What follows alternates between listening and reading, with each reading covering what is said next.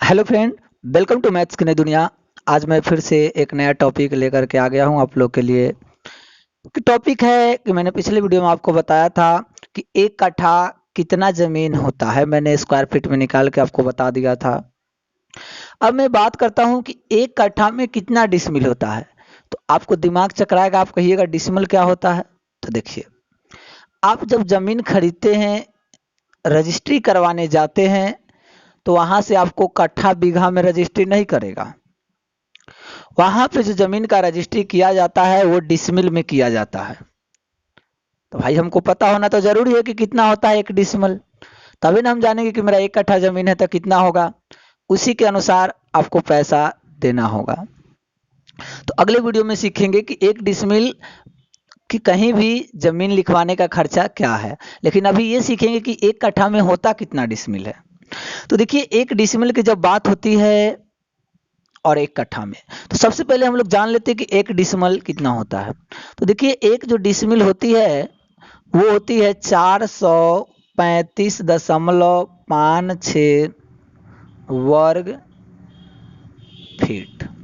मतलब एक decimal area इतना होती है। आप कोई भी जगह ले लीजिए, नाप लीजिए, अगर इतना जगह होता है तो उसको समझिए आप एक डिसमिल कह सकते हैं। इसमें किसी प्रकार का संदेह आपको नहीं होना चाहिए। तो एक डिसमिल आप समझ गए। एक कट्ठा की बात करते हैं तो देखिए, हम लोग कट्ठा पढ़े थे 5.5 हाथ के लगा से। 5.5 हाथ के लगा से नापे थे 20 धूर का एक कट्ठा।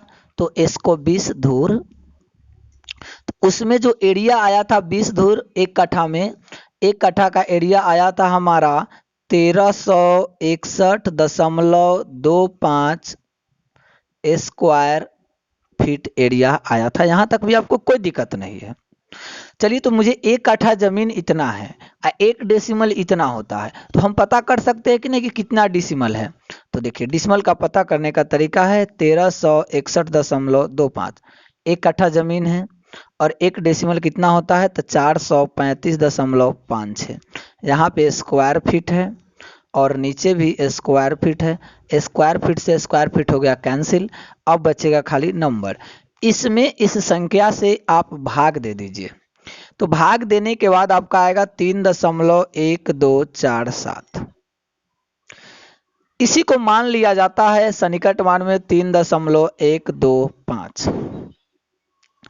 तो एक कट्ठा में 3.125 डिसिमल होता है।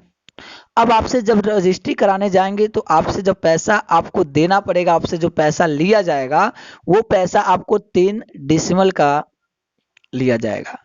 तो इस तरीके से आपने सीख लिया कि एक कट्ठा में कितना डिसिमल होता है। 5.5 हाथ वाला लगा से हमने किया, ध्यान रखिएगा। एक हाथ बराबर हमने कितना लिया है, तो एक हाथ बराबर हमने 1.5 फीट लिया है। इस बात का भी आप ध्यान रखिएगा, 1.5 फीट ही होता है। तो मैं आशा करता हूं कि यह वीडियो भी आपको पसंद आया होगा, समझ में आया होगा। तो वीडियो को लाइक करिएगा, चैनल को सब्सक्राइब कीजिएगा, दोस्तों को शेयर कीजिएगा और फिर आपसे हम मिलते हैं अगले वीडियो में। तब तक के लिए आप लोग का बहुत बहुत धन्यवाद।